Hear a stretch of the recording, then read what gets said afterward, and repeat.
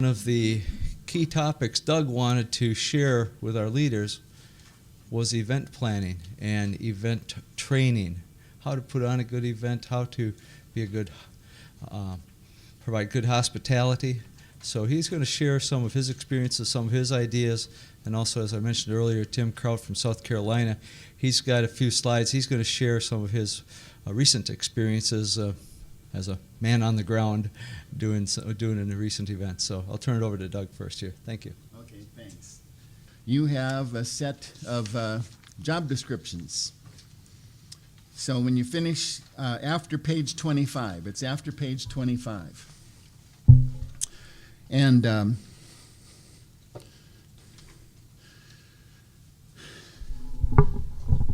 one of the things I've been increasingly pleased with over the years is how we do our gatherings.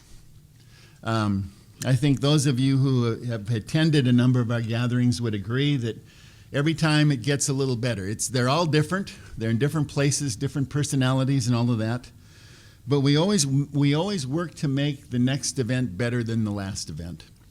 And so what you have before you is a set of job descriptions that I've compiled over the last 20 years in doing especially our church-wide, our gatherings every 3 years, especially them. And sometimes this changes a little bit. Sometimes some things in this are emphasized more than others just because of the location and the situation. But this is what we go with the local team. First of all, for our events, the local team is the critical piece. And every one of you, I think of Nebraska, South Carolina, Colorado, the places that we've been lately. We have been truly blessed to have some outstanding local teams that do a lot of the heavy lifting. And so what I'm talking about is anytime you're doing an event bigger than your congregation, like for your synod or beyond, and there's multiple churches involved. And Tim is going to come up and talk a little bit about a very successful event in your congregation that you invite other congregations and other men to.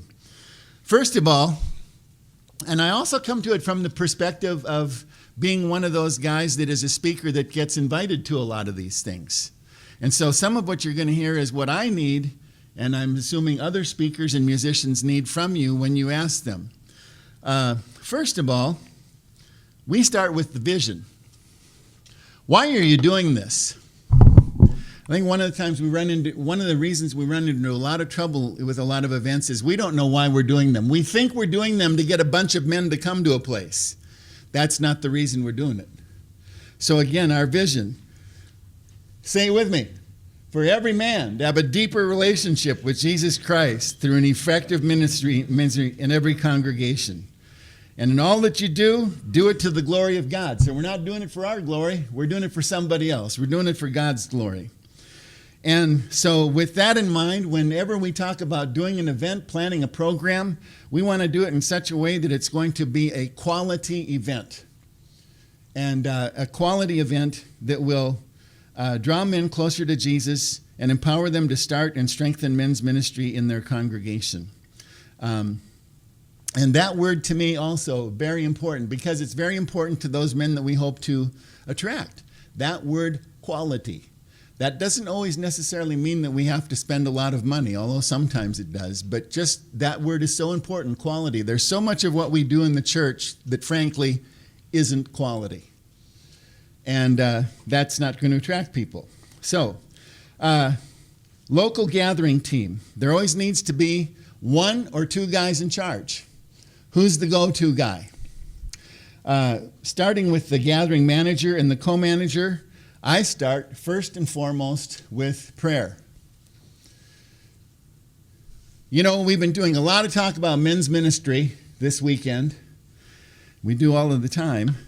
And one thing I still haven't heard, and I'm going to throw into the conversation right now. Wherever I have seen a successful men's ministry, whether it's in the congregation or in the synod or church-wide, wherever I have seen a successful men's ministry, there is one other thing that I also see. These are guys that know how to pray.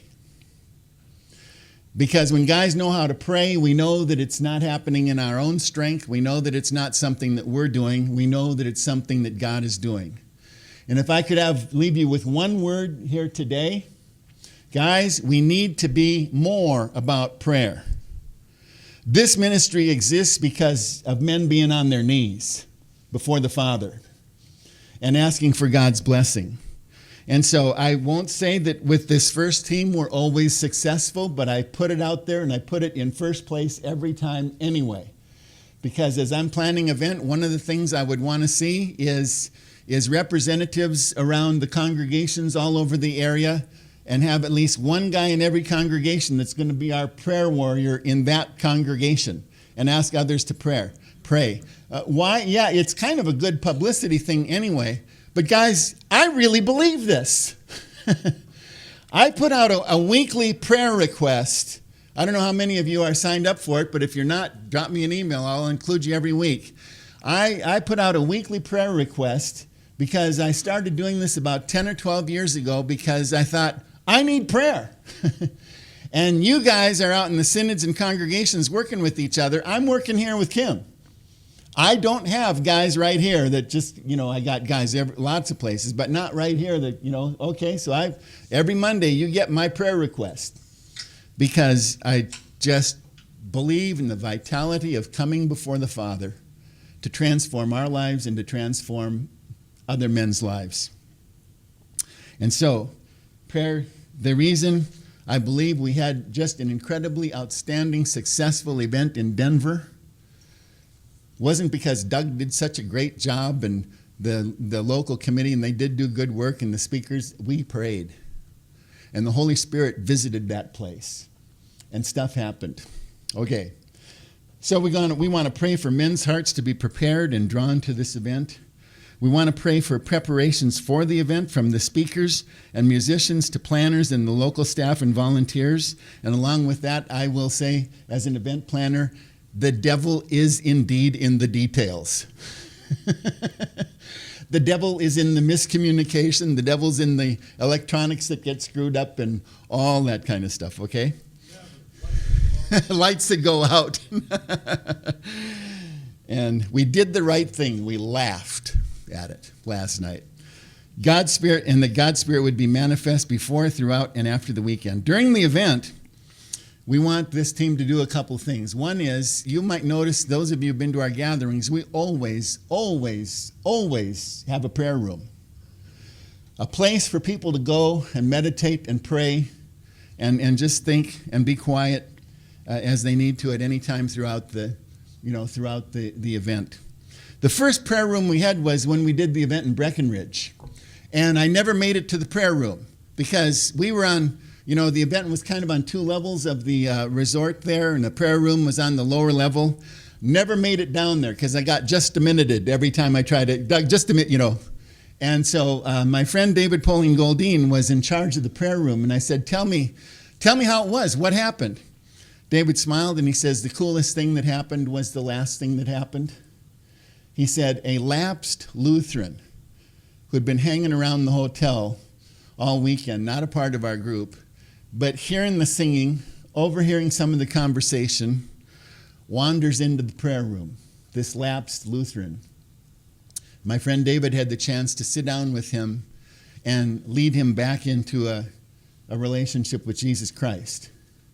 And then he came up to church and heard Walt Wangerton preaching. Now, I don't know who that guy heard preaching the next week, but I feel kind of sorry for that preacher because the first preacher here is Walt after you get, reconnected. But a prayer room can be a very important part of it. And this also includes, and this is very important, guys. I really want you to remember this. This also includes every speaker and musician we have gets prayed for before they. In fact, they're taken care of. We get them off the plane, we put them into the hotel, and we make sure to pray for them. And you don't know how many speakers and musicians have told me when I thanked them for being at our event, they said, no, thank you. Doug, that guy prayed for me. And you don't know what that meant. You don't know how empowered I felt when I went out there. And it was especially poignant this last time in Denver. Those of you who were there just know that somehow Saturday night was just an extremely powerful evening with Tony Melendez and the other things that went on. And the next morning, as I was in the office, I saw Tony's drummer walk past, and I said, I just want to take this opportunity to thank you again for being here. This guy said, no, I'm the one that should be thankful.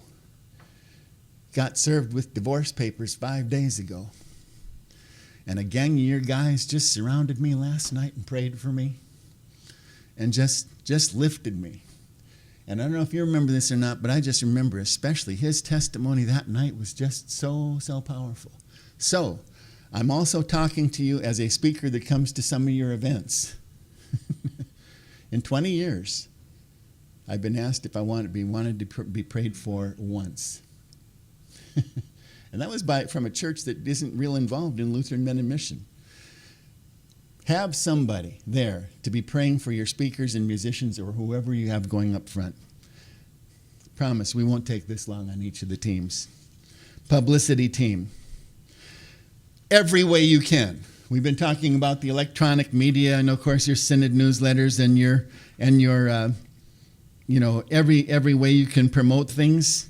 But what's the best way to promote something? Invite. Hey Dennis, I'm going to this thing. You're coming with me. Okay. I have said sometimes to Kim, my secretary, I swear I think we need a bus in each one of the 9 regions, a giant bus to stop by every guy's house and pick him up and get him. So it's not about being in the bulletin. It's not about being in the newsletter. It's even not about being on the electronic media. It's about all of those things, but not only about those things, but it's about putting your hand in the guy's hand and saying, I'm really excited about this. Come with me. And especially your son's hand and men of other generations. Hospitality team. Again, very important. The first impression a guy has when he walks onto the property or even before is critical. It's going to set his mood for at least that day, maybe the rest of the time. Jim, you were hospitality chair in Denver. What were some of the things that you remember about doing that? Because for one thing, you couldn't find the place, right? You could get to the area. And the entrance was no fun. So we stood on the corner. Entrance was hidden, so he stands on the corner. And pointed. Hotel. One of my favorite things, even though it caused me to miss the workshops, was when a guy's going like this, walking up to him and saying, "Where are you headed?" So I could, instead of having to say, "Do you want directions to someplace?" Get him to the workshop he was looking for. That's right. And you did such a good job. And hospitality is right along with registration, actually. Because if people are frustrated about getting registered, they're going to be frustrated to start the event. So that's very important, and that's all kind of works together. And here, of course, we have airport transportation team. Well, that may or may not be something you use, but greatest challenge we had with that was when we were in Breckenridge, and the airport was 100 miles away from where we were having the event. And there was, lots of phones going back and forth and, all of that. So, but the airport team, and when we have a speaker come in, we assigned a team to pick up that speaker. They will be at the airport. The speaker will have their cell phone. They will have the speaker's cell phone. They will connect, and the speaker will take them from the airport inside by security to the event site and give him any information that he might need. Registration, I think that's pretty self-explanatory as well. The workshop team. If you're going to do workshops, let's make sure that they all sync up with the theme that you've selected. And my question as a speaker is always, what do you want to see happen to men? What do you want men to leave with? What do you want to see happen to men today? And you want to line up the workshops around that theme as well. The worship team, again, Here's where I really do like to have a pastor involved, especially. And, and I think that's pretty self-explanatory. With money, we find, of course, we receive and spend, but especially receive a lot of money at our gatherings, offerings of $25,000 or $30,000. So I will tell you, we set up a special bank account. That money does not lay around my room or Rich's room or the hotel, or it goes right into the bank to where it's safe. And we try to find some volunteers that might be accountants and CPAs and people that really know how to handle money. Sometimes we have done medical screening. We didn't make such a big deal out of it in Denver, but this is a great idea, guys. It's a great idea to think about doing some medical screening at your men's events.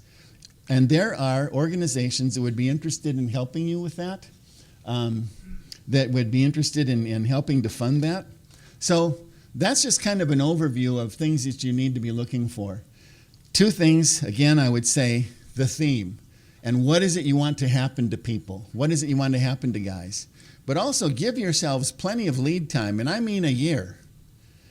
We want to be at the place in Nashville where we will be able to tell you where we will be in 2017. We haven't hit that all of the time yet.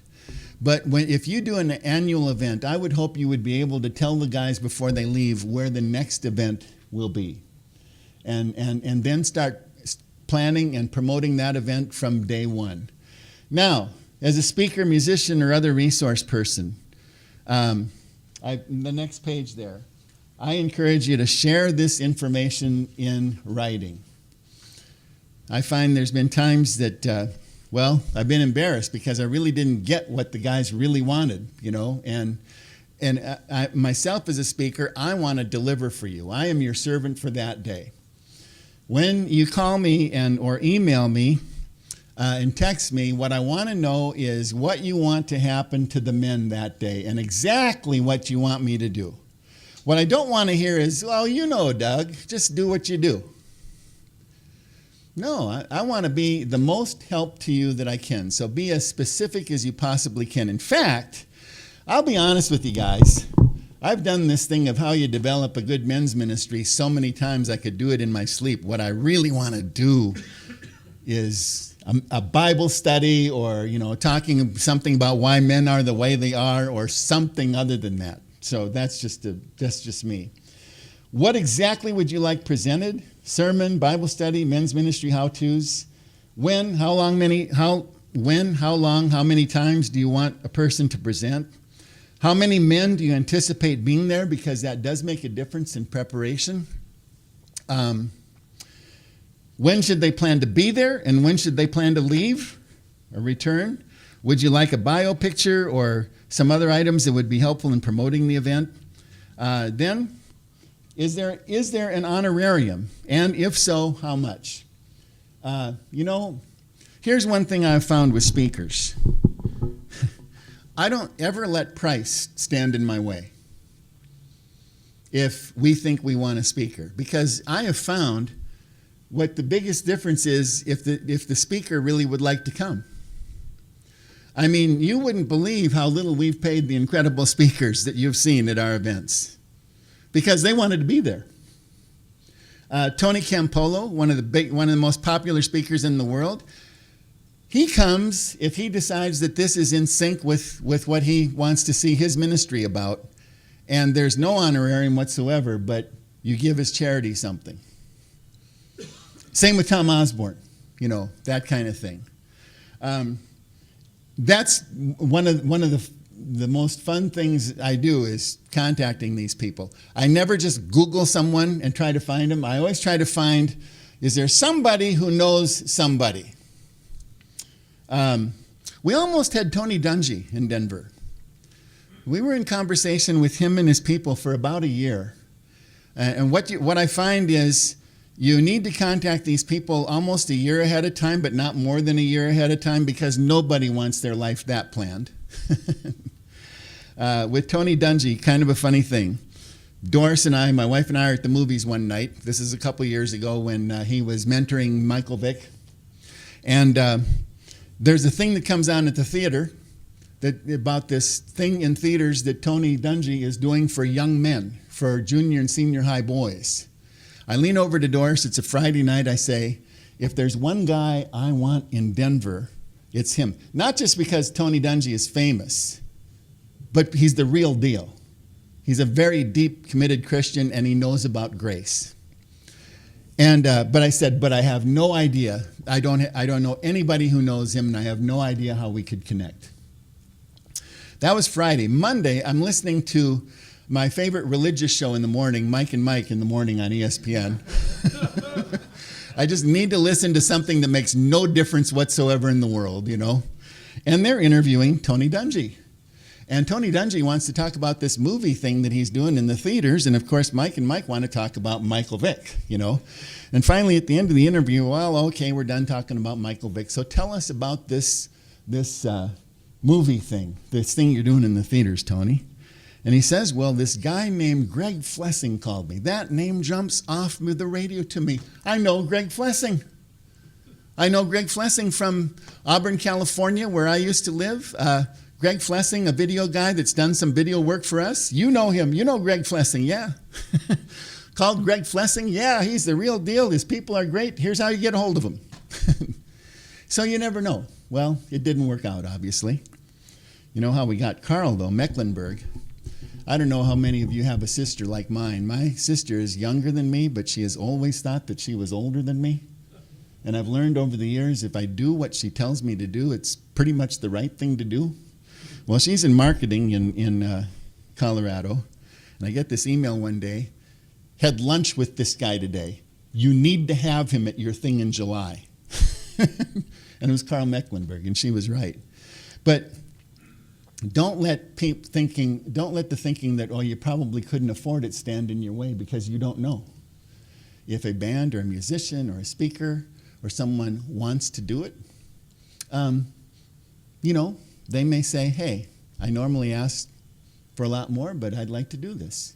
Or there may be an individual or an organization that would be interested in helping you with that. So don't ever let that stand in the way.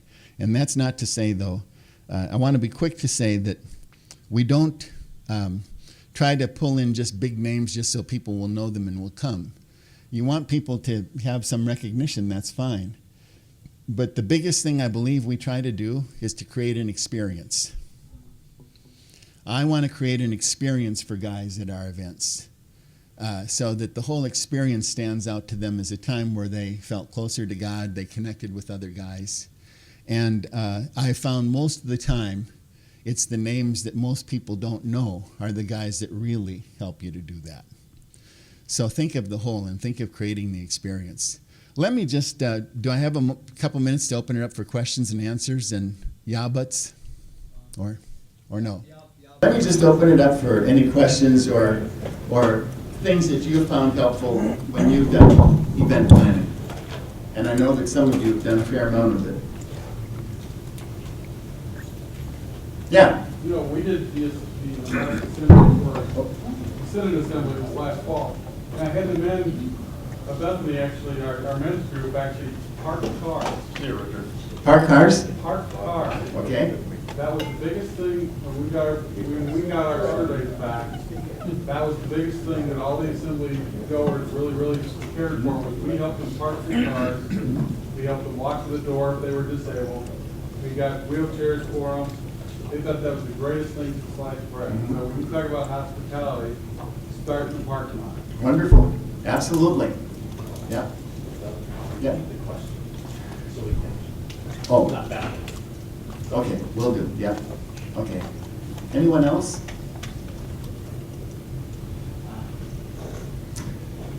Tim, I'm going to ask you to find your way up here then. Who actually, well, let me say one more thing, by the way. That reminds me. Very important, and it's very important today, is the evaluation. And if you turn to the very back page of your book, you have the evaluation for today. And you'll notice that, you know, it's 1 to 5, if it was helpful or not, not if you liked it or not, but if it was helpful or not. And we want you to come off on the, either helpful or not. But if you look at the back, to me, those questions there are the most important ones in the on the evaluation. What was the most positive thing you experienced this weekend? And the best one, and I'm getting this from you 1 Year to Live leaders, and I'm not sure where it came from. This would have been even better if. This would have been even better if. Now, I will tell you, I felt pretty successful with the evaluations in Denver, that the biggest comment we got on that was if we had coffee. Because I don't feel bad about that. I don't feel bad about not paying $4 a cup for coffee. But even better if. And as you consider your needs as a men's ministry leader and the needs of other leaders that you know, what would you like to see addressed in future leadership summits? See, we really want to do each event better the next time and hit more needs. So to me, basically we'll know, that is the board and I, we'll know after today how this went, generally. But those 3 questions are going to be the most helpful to us. Tim. Jay Gamlin is his pastor, and under his pastor's leadership, Tim participated in an incredibly successful congregational event that reached out to congregations in South Carolina and beyond 2 weeks ago. Yep. Thanks. Take it away. Are the flyers making themselves? Pass that on around to back that way. We should have one headed around this way. Is that correct? Yeah, pass that on. I don't have but 2, folks. Jay came to our church last November, and sometime in December, he called me up and he says, "Tim, stop by when you got a minute." So I stopped in there, and he says, "Tim, I want to do something for our men." Got my attention, buddy. I've never had a pastor say, "I want to do something for our men." They don't realize how important it is. Jay does. So we didn't start planning right then. He says, "I want you to interpret your dreams. Just when you wake up, if you had a dream, try to interpret it. I want you to pray about where we want to go. I'll do the same, and let's meet up in a month or so." Oh, wow, there it is. Who found that? It's on our website. You're just amazing. Dang. Never mind. There it is. Well, we got back together a month later, and he says, "Well, what do you think?" I said, "I think we ought to go forward. I think we ought to do a weekend event." We agreed that that was probably the best thing. He wanted to do a full Friday evening and Saturday, so we said, okay. He said, "But I'm not going to go out and get guys to do it. They're going to come to us. Pray about who needs to come to us, and we'll go forward when they meet up with us." So I'll be dogged, maybe 2 months later, we had a guy step up, and he says, "Man, I'm just itching." We went to see the movie Courageous, and out of that came a Courageous Men group on Wednesday nights, and we're doing some pretty cool things with those guys that come, giving them tools to work with and permission to be men in their families. And out of that, the leader of that came to us, and he said, "I really want to do something else too." So that's our 3rd guy. And another guy was in that group that actually wanted to start a Bible study, and there's our 4th. So there's our team. God brought them to us. It was organic. It came from the ground up. We didn't have to go out and search for anything. God sent them to us. Well, we started meeting regularly. We started praying about where we wanted to go. We decided that guys needed direction. They need to find out who they are. So there's our theme. That wasn't real hard. But you stay in prayer, and you stay in contact with the Holy Spirit and let Him lead you the whole time. We met regularly. We stayed in contact with each other. We met probably too much. They met every other week. I don't recommend doing that. But anyway, we started talking about what kind of speakers do we want. What's our theme going to be? We nailed our theme down. And the theme is, it's okay. We wanted the guys to find. Can you read that upside down? Yeah, everybody on their head. Just pretend you're on a Poseidon adventure. It was similar, folks. It was similar to what Jay had done out in Denver. He wanted you to know that during creation, you were created good. That God created you a good human being. There was a fall. We screwed it up. We've still got that good God DNA, but we screwed it up and became fallible, and sin creeped in. You also have redemption to become, and freedom and responsibility to become the man that you should be, that God intended you to be. And you have restoration that will give you peace to go out through your life and live it. So we had that mapped out.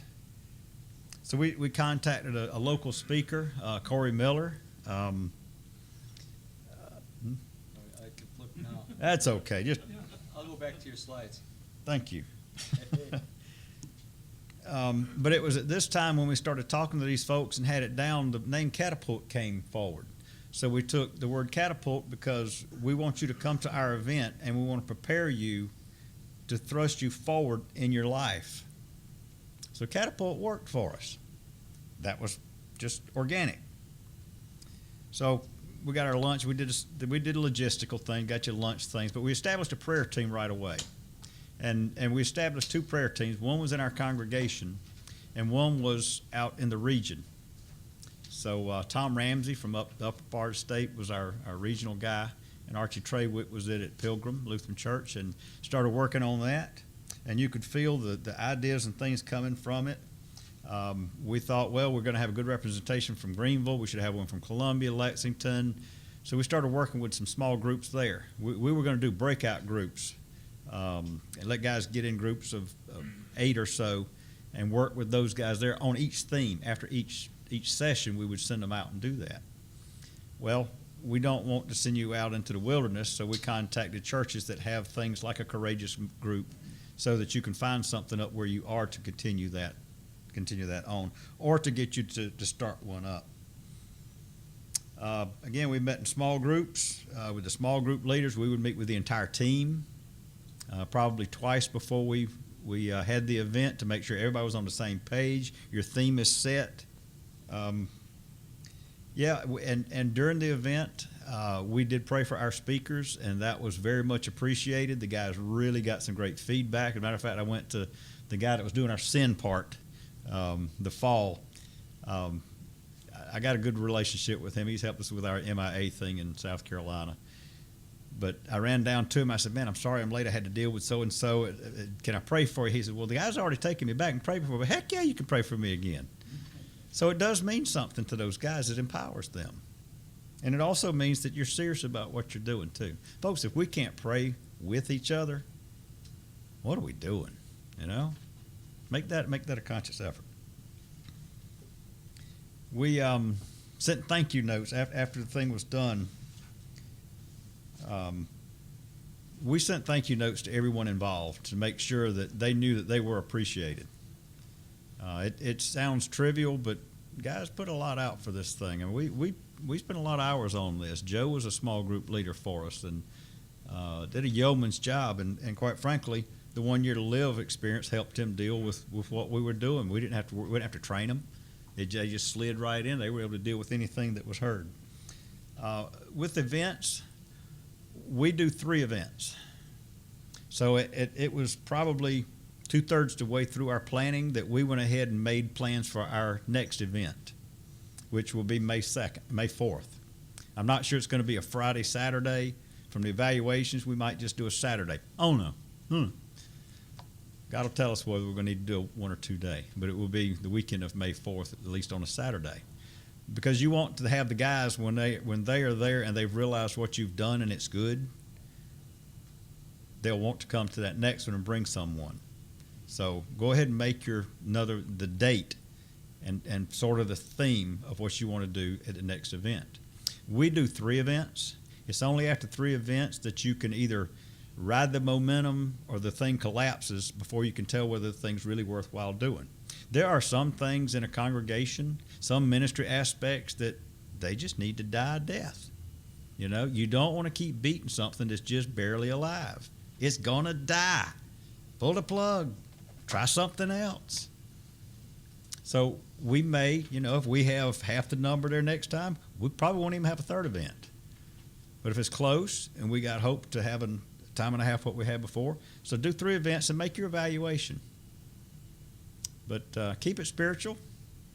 Stay in touch with your men. Stay in touch with the Holy Father, and get your advice. Listen. Learn to discern, folks. It's very important to just shut up a little bit and listen for an answer for your prayers. Too many times we'll run with something that is our own ideas. Man's ideas ain't quite as good, folks. You might think they're great, but learn how to discern what you do. These things cannot fail when it's done from the ground up, from the Holy Spirit in there. As I said last night, I don't think from the ground up works. I think from the heart up. They grow from the heart up. I think that's pretty cool. Questions? It is cool to have a pastor say, I want to do something for our men. I'm blessed. I wish and pray that every pastor realizes the importance of investing a year or two in their men and just praying with them and establishing relationships, not doing the programs, but establishing that and making known that in the congregation men are important and I'm going to support you. That's crucial, because he stood up and told us, I'm your spiritual leader. Let's go. And that was important for a lot of us to hear. Questions?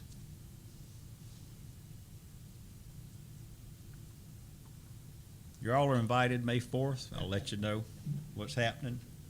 Yes, Mr. Lon.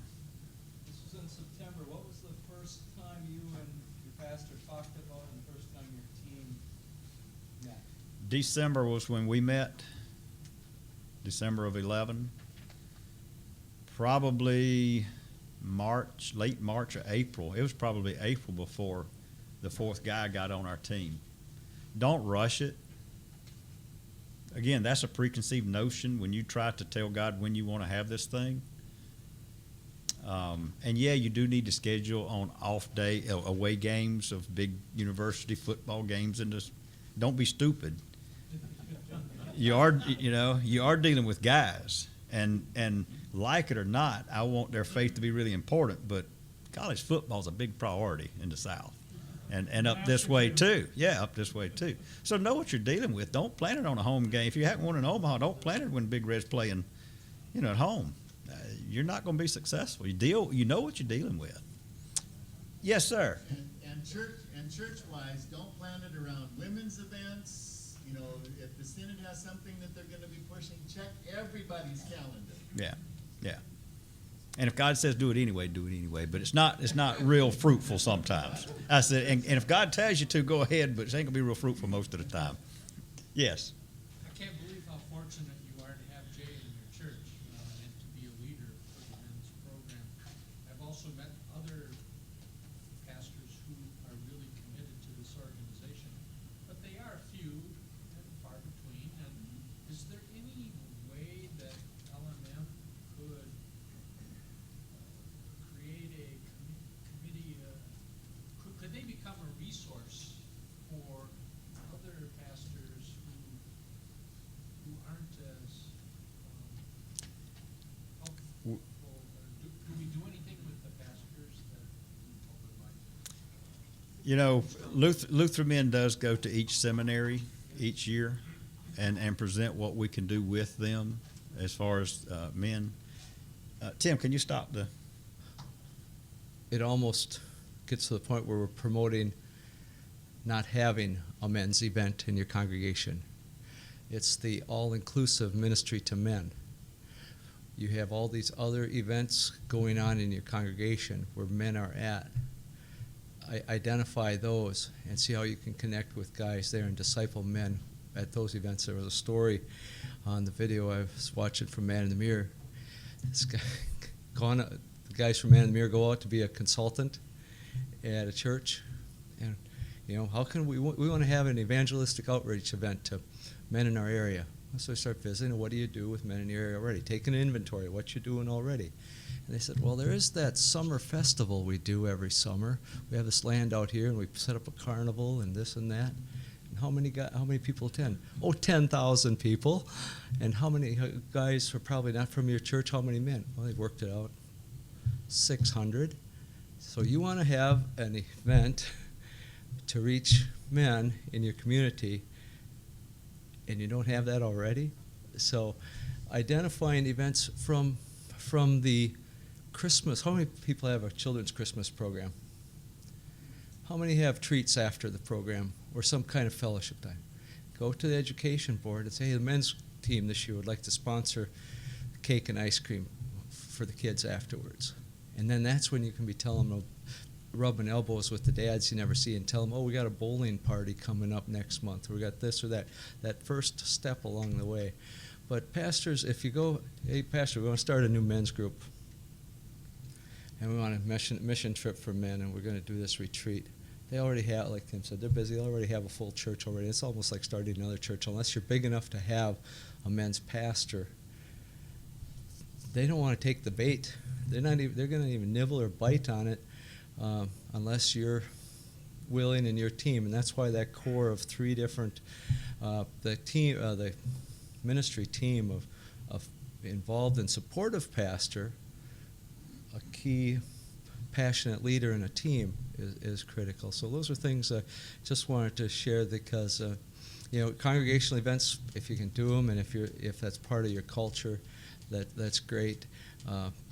Or if you can team up with other churches and find other guys in other churches. And if you're blessed to even have one pastor in like a conference or a synod that has maybe some of those skills or passions or are moving into the area, and he may have had a great experience with Lutheran Men in Mission groups and teams in the past where he's coming from a different synod, and he unfortunately is moving into an area where he's all of a sudden having this meal with this cluster of pastors, and he can't get off the ground even if he has a collar, because the other guys have had too many experiences where they've been burned. Or the guy was all fired up after a weekend like this and came back and pastored out, and 6 months later, the guy burns up. But you guys, I saw many of you here that were in Denver, and it's exciting to see the commitment, the numbers that have traveled a distance. Appreciate the guys being here that are local and able to, and that's why we have it regional. But the guys are willing to travel a distance. It shows the commitment and passion you have for this ministry and how to take your involvement to the next level by you guys being here. Any other questions on this particular topic? We're going to open, and then we'll open it up for a general recap. Rich and Doug are going to, and Keith, where's Keith? An associate in ministry and have been for about, 35 or more years, I guess. And sometimes I explain it like this way. I'm not a pastor, but I play one on television. But I've been around pastors all my career, and yes, they're busy, but you know what? We all are. We all are busy. So I kind of cringe a little bit when I keep hearing about that. But yes, they're busy. But there's just an awful lot that's coming at them. And with the bishops who are pastors, I just saw them. They were in this building here in the last week. And honestly, they're here working morning to night for a solid week. They're here. They're not back home. I don't know. And I don't know honestly what all they're doing. But I got to tell you, their looks on their faces are like, whoa. They're overwhelmed.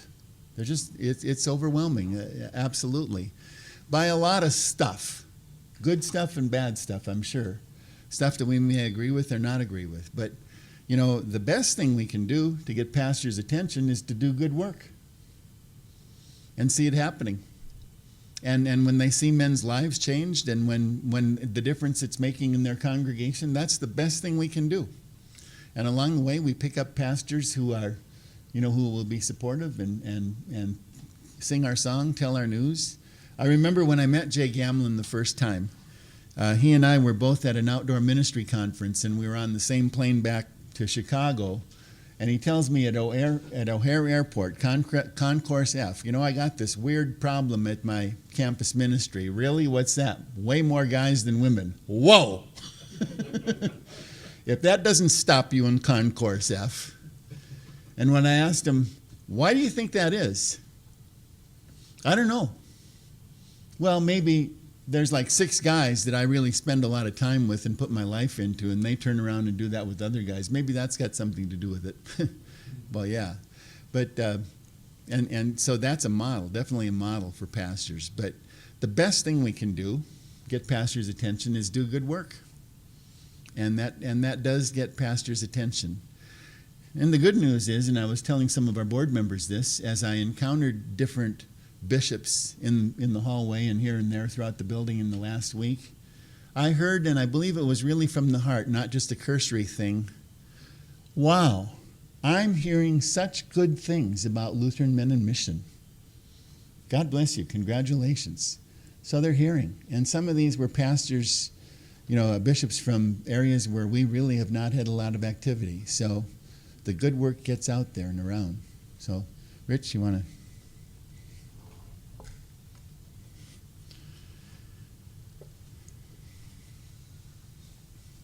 We haven't talked about this. No, we haven't. No, we haven't. We have not talked at all. So we're just going to wing it. Yeah. But we're pretty good at that. Yeah. So it's been, 22 hours since we came together. About 4 o'clock yesterday, maybe a little before that. We've covered a lot of stuff. We began with Larry Clark telling us, right? All the good stuff that's going on, getting us inspired, and then getting the lights to go off, right? But did we stop? No. No. He sang a little bit for us, right? Through that, we made it through. And then Doug talked about why LMM is unique, right? Why are Lutherans unique? What is that? You got to respond here. Come on, go ahead. Grace, right? Right, responded on it's grace that we have. Then he shared some of the giving information. And if you look at that chart, I have not looked at that. It was the first time I'd seen that one. Just put it together Right, yesterday. and it's impressive. And when you look at how it was back, 25 years ago at $50,000, now we're up at 250, 260 is kind of our estimate for this year. And I'll share something from the Development Council when they met 6 weeks ago and I was here. Their target for giving in 2018, why is 2018 significant? It's 30 years since the founding of Lutheran Men in Mission. Their target is for giving to be at the $1 million level. They believe it is doable. Right, Larry? Yes, sir. Yeah. Okay. Think of that. Imagine the ministry we can do with that. Okay. We talked about that. Then we talked about the way synods are organized or not organized, right?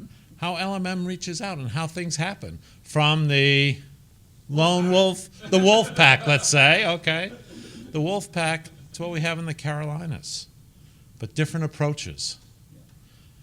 And then we talked about resources from LMM, stuff that's available for you, the one-year to live retreat, and the fantastic retreat that has been and the way it has changed over 500 men's lives. Then Building Men for Christ, a workshop that easily put on for you to help get men's ministries more energized at churches or it started. And then we moved forward and talked about Faith Formation 2020. Well, what is that?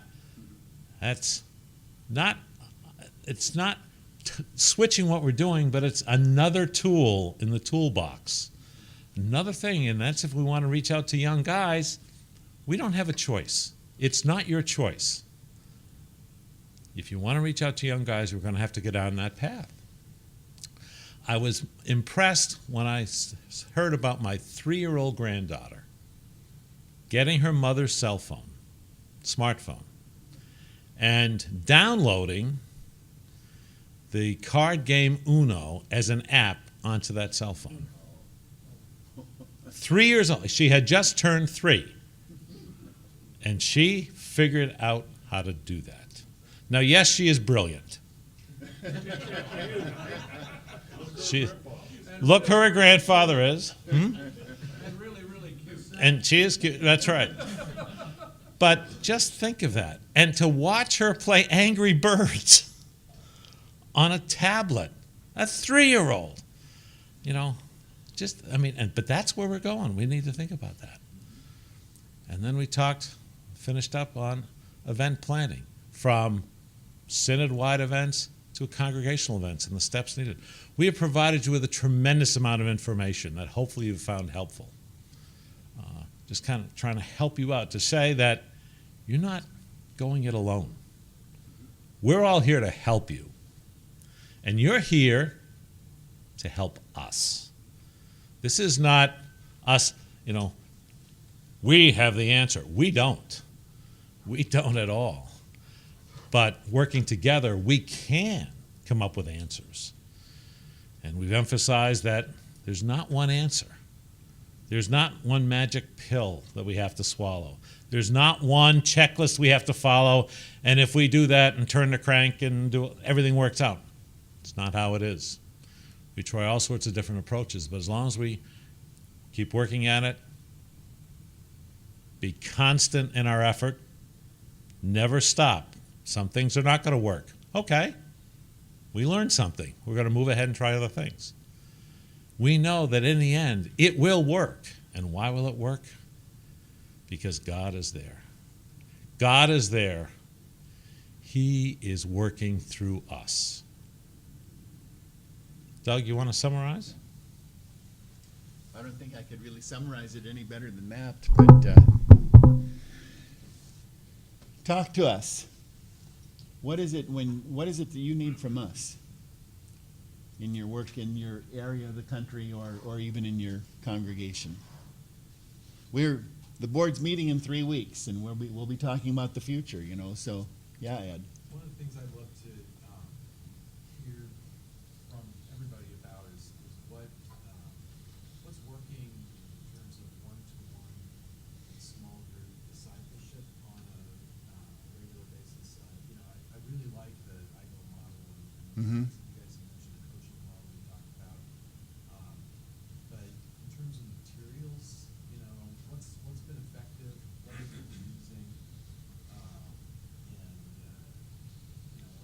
we taking that kind of content-driven approach with that kind of relationships? What's working and what's not? One-to-one and small group? Yeah. And I know you've been through the Master Builder's Bible for years, and okay. That's been helpful. Yeah. Yeah, but after a series of sessions over Right, the right, course of about a year, right. we Plays do out. all this, and then, Right. and then what? Yeah. You want to repeat the question? What's working in one-to-one and small group relationships for discipling men, right? From a content standpoint. Were you going to say something, Lon? Recently, we've been using a video series, a Bonanza video series. If you go out, just Google Bonanza video series, it's an entertainment ministries is the guy, is the one-man show, one-man operation, pretty much what he's written material. So for about $40, you get 4 sessions and a little booklet, and I supplement it with the master. I don't always like his discussion points and stuff, but I'll go to the scripture. And he's found within Bonanza episodes Christian themes to the point where one session, the first one that I was really impacted with, it took me, when I watched it the second time, when I was preparing again, so Ben Cartwright was spread out, being tortured by an Indian whose wife had been shot by white people, but the wife was Christian Indian. And this guy was being tortured, Ben Cartwright was being tortured, spread out like on the ground with rawhide straps and looking like Christ. And the guy had a revelation. Ben was talking to him. Ben, can you forgive me? He said, I forgave you before you asked. I didn't ever think that was in a Bonanza episode, but anyway, there was so much Christ-like in there.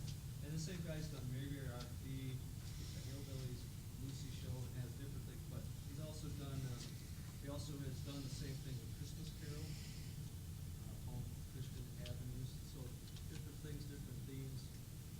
It's just fun, different, that's been fun because our previous pastor, he would do a bunch of video clips and build Bible studies into it. So again, guys, enjoy it.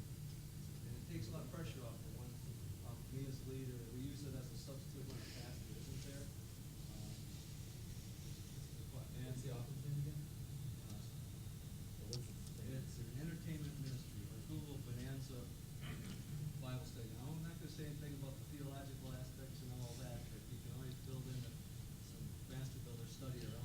Lon, do you have that Transformation Bible Study handy? That a study that I've really appreciated. With 4 guys in my congregation who went to 1 Year to Live, and we did the 12-session follow-up, and we really enjoyed it and got a lot out of it, and we wanted to keep going for a while. We didn't have anything, so the next best thing to it was this 6-session study that I found called Transformation, and Lon's going to pass it around. And especially the first couple of sessions were every bit is, like as challenging and as good as 1 Year to Live in the follow-up stuff. Yes, Jim? How do we get that, Doug? Online, InterVarsity Press. Okay. It's Transformation. There's also a book, which I don't think you need to buy, but you want to get the 6-session Bible study. The book's probably pretty good too. But Gordon Dalby is one of the authors, who's an author that I really like, and Steve Smith and one other. But Lon will pass them around. Anyone else? Yeah. There was another online thing produced by the Missouri Synod with their men's network. They Uh-huh. had, Bible stories that we never talked about at Sunday school. Right. Oh, yeah. Yep. They're an online series you can get in for discussion purposes. And I do want to encourage you to look up the men's network, because they're our Missouri Synod brothers, and they do an awful lot of good stuff. And they think a little out of the box, and they're fun. And they just completed their annual fishing tournament. And they, just go on there periodically. In fact, you can sign up so that you'll get their regular emails and updates. And I encourage you to do that. Yeah. The website for them is lhmmen.com. It's Lutheran Hour Ministries Good. men.com. What is it? LHM men. So it's Lutheran Hour Ministries men, which is abbreviated LHM men.com. If it's easier to remember, you can Google Men's Network. Yeah. And we have a link on our website to them as Yes. well. Yes, we do. Yep. And let me pass on another one, which is a daily study called Men of Integrity, produced by Promise Keepers, actually. People that came after him. Yeah, and Lon introduced me to this a year ago, and I really like it, and like it enough that I put in subscriptions to get 10 of my best guy friends at church. So we all now have that. And what it basically does is has an author for every week, and that writes a series of 7 daily studies based on a book, typically that the author has written. But like Tony Dungy has been in here, and had a really good 7-day series on being a mentor. And it has biblical references and that. And I find it really, really good because it has a lot of practical application. I am one of these that that I finally figured out a couple of months ago why I'm like this, but it's very important to apply my faith in daily life. Extremely important to me. And this has been really good for me for that. So I'll throw that out. If I may caulk, that's another term we use at the retreats, is if I may caulk, fill in the cracks. I've had our men's breakfast, the funds, the extra funds we have from guys putting the kitty, we buy these, the guys get them at the men's breakfast when they come every 2 months, it's one version every 2 months. And if you wanna rip out the cards in there, they're about $1, if I do bulk description, about $1.25 a piece. But then, after the guys have all gotten them, that are in the breakfast, we'll have them out in the narthex to pick up, Yeah. but even more effective. And they typically offer a deal at Christmas Yeah. of gifts for $10 for the year, and they come out every 2 months. That's what I did last year, to be in December. But I walk up to the guy, I have 2 or 3 in my Yeah. pocket, and walk around after church mingling.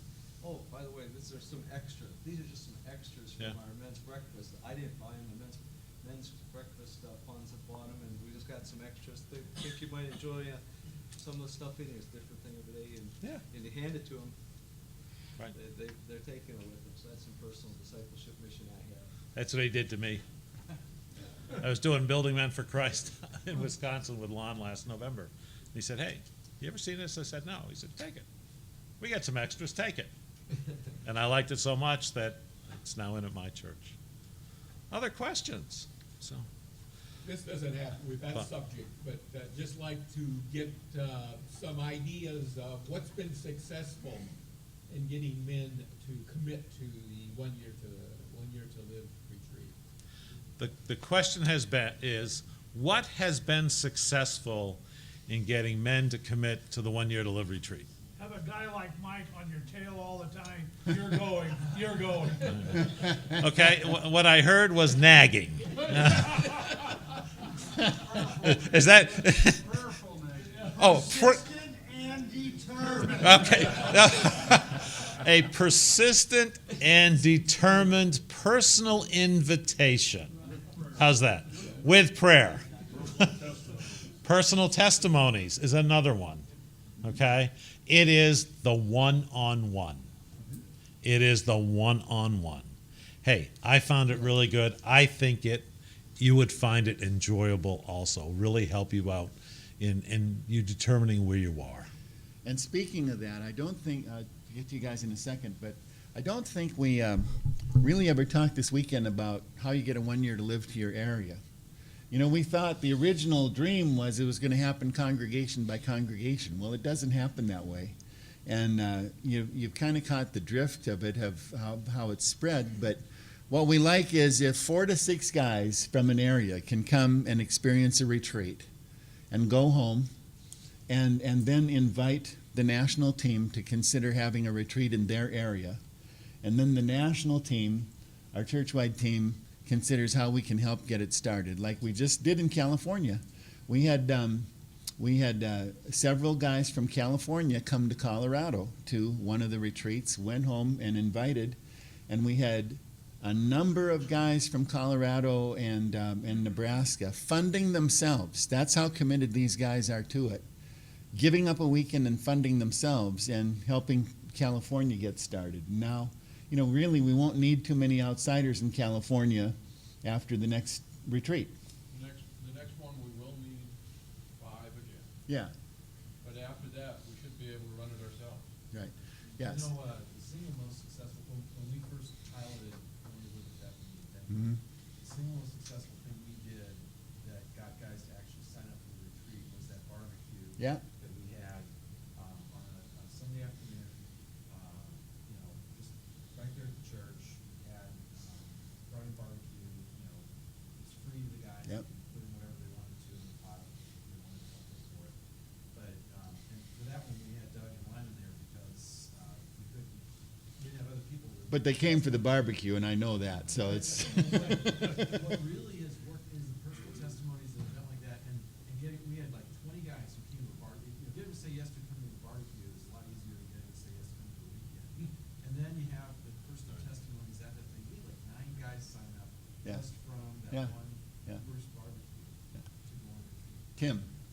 That's what I was saying, personal testimony. When you see a guy come back and they know Fred, being Fred, Fred comes back, that's a changed man. That's probably the best advertisement we can get.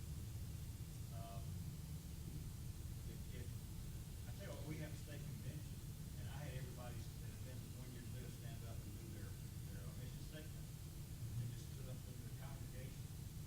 And we had about 8 or 9 guys, and had people come up to me and say, man, that's the most I've ever heard to have a testimonial in the church. But it is a testimony Hallelujah. of what has happened in our lives and what we're going to move forward. So that was one of our biggest right after that. So the guys did fall into place after that. Now, what I have to say, one of our best leaders we have now, one of the ways to get this is like, that if I'm on the closet, I'm taking the gold. Jim? I just want to echo the mission statement. I talk to a lot of guys I don't know, but I start with my mission statement and say, that's a product out of this retreat. And then I say, how many of you guys have 4 guys you can call at 3 in the morning and you're in trouble and you're not with your wife? Mhm. Yeah. I've got 30. Lots of it. Mhm. Let me just something just hit me when Doug was speaking and going back to what he said about inviting speakers, going out and not letting the cost that you think it'll be stop you because they may want to do it, at much less, and we certainly have experiences with that. Let me say from a men's ministry perspective, an LMM perspective, I don't want any region, synod, whatever, to feel that they can't do something because they can't afford it. They don't have the money. Mm-hmm. Because if it's good, the money will be there. We will find it. You contact us, we'll work with you. We will work with you to make it happen. So never look at it and say, can't do it because we can't afford it. Right? Let's work together. I hate when I hear cases of, the money blocked us and we're talking $500. Yeah. We can make that happen, okay? So please, keep that in mind. Never let money stop you. Okay? Ken. Fine example of that was I was trying to get the retreat to come to Ohio. And I was given a list. The top item was we would need $2,000 seed money. And of course that sounded like a wall to me. Lord, And in Denver, I opened it up where I informed our regional representatives in Denver that this was a need. And one of the gentlemen there said, well, I can't see a little bit of money holding us back, and he donated the $2,000. Right. Yep. And we have that happen time and time and time again. There are people out there who want to help. They want to help. They want to be given the opportunity to help. And that's what we're doing, giving them the opportunity. It's all part of their Christian stewardship. Other questions or comments? I mean, it doesn't have to be questions, comments. I'd love to hear some comments about how did the last 22 and a half hours go. Okay? Was this worthwhile? We said it's annual, the first annual. Statement of faith. Statement of faith, that's right. And one of the things we've been pushing is constancy. You start something, you keep doing it and have the next thing ahead and all that. And we want to demonstrate that by saying it is the first annual. But we want to make it better the next time, obviously. So. What I think is unique about this weekend that we put it on by our own people. Didn't bring anybody outside. Right. It's stuff that we're telling you. This It's come is- from our heart and what we've gotten out of it. Mhm. And it's all about promoting it and moving it on to the next level. And, so we didn't have a lot of expense on bringing speakers and all this and that. But we didn't have to, and the board members there, they were willing to do this on their own buck. Yep. I think that's pretty doggone neat. Yep. We got the committed guys across the country to do what they do for this Yep. ministry. Gentlemen, your comments. Lon? I'd just like to recognize, even though we are an independent entity now, but the relationship with the ELCA is important as a partnership, because before we like this, I'm learning the value of convention centers, meeting rooms, Right. and cost of those things. I don't know, we are, as we are becoming more able, ELC is asking us to do more, pay a little more rent here and there, but I'm sure this is a better deal than we would have if we had been a meeting in a conference room at the Marriott. Oh, yeah. Sure. Paid $200 for every table over here. That's right. We need That's the right. rent, That's right. as well as the same, Right. and that trickles down to your synod. I shared last night, we partner with our synod, we help them do their ministry, and they help us do what we think God is calling us to do by providing a network of churches and contacts, and however God uses that partnership. Let's let him do it. I appreciate that, Lon, and I think we want to be very careful with that term independent. I like that term, but that is not to be confused with angry. Or we have a great relationship with the ELCA, and we're independent, not dependent upon them. And we are listed in the ELCA website as the men's organization of the ELCA, and we are. We are also open to other men's organizations and other, especially other Lutherans, but I would say in many ways our relationship with the ELCA has never been better.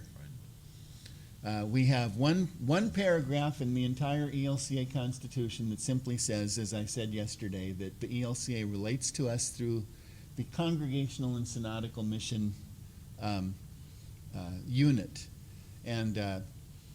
And also what that involves is once a quarter, I meet with Bishop Hansen and a couple of his people and some of the other executive directors and talk to them about how we're doing. And as I said with the pastors, what's going to be, I've been here 20 years, and there are days that I've been very discouraged for feeling like completely neglected, But the best thing it's coming, and I continue to hear about, is the good things that people who work in this building, including Bishop Hansen, hear as they travel around the country to your areas.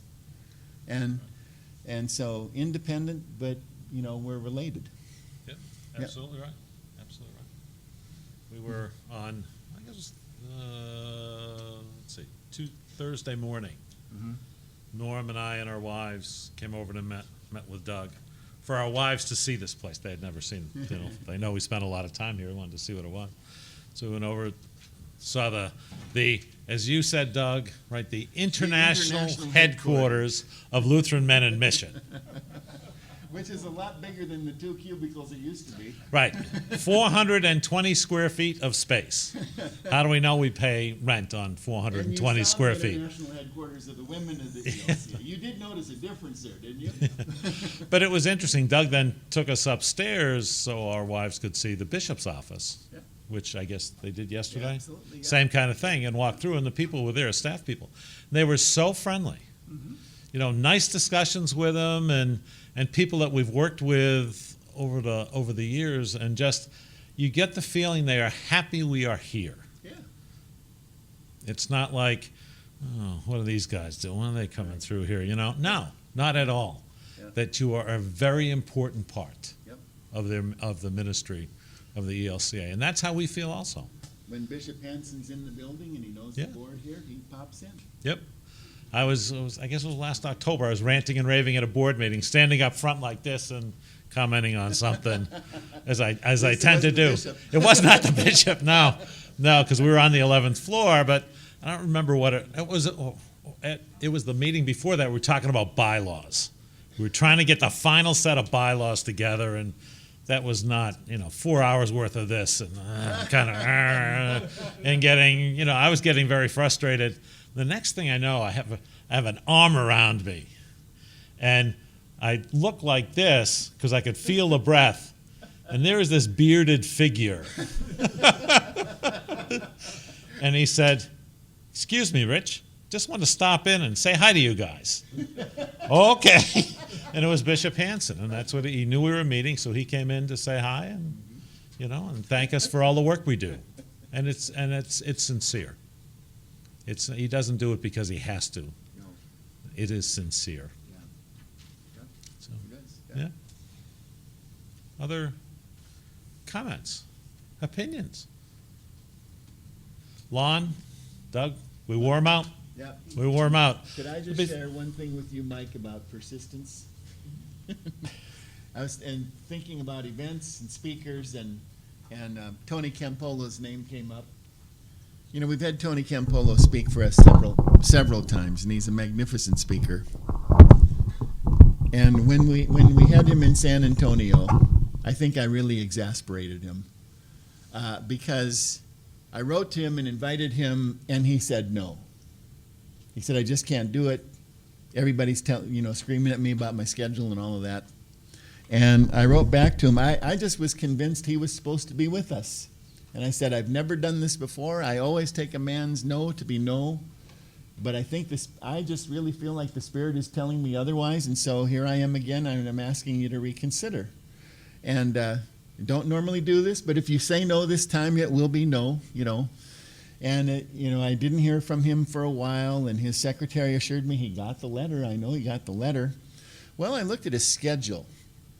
I was going to be in Seattle for a board meeting at the college out there on a certain day, and I saw that he was scheduled to be out there at University Presbyterian just the day before. So I go out to Seattle a day early. And I'm standing in the door of the Presbyterian church there as Tony Campolo walked up. And he looks at me and he stops and he says, "My secretary just told me this morning you've got to answer that guy." "Okay, I'll be with the Lutherans in July."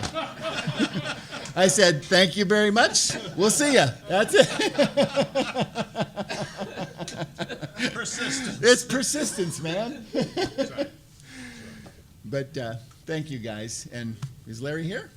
I We're expecting him haven't seen him. soon. We're expecting him soon. But what I wanted to do, except Lon stepped out, is to publicly thank Lon Yes, he ramrodded this thing. for all the effort, energy he put into this.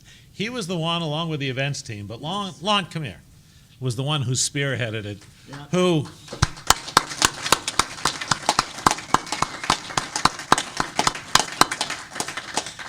sent us email after email after email. Here's the template. Complete it. I need it tomorrow. Rich, I need it in 2 hours. Calling on the phone, making sure it all got together. But he was the one that put this all together. And we are much appreciative of. Patiently. Yes, yes.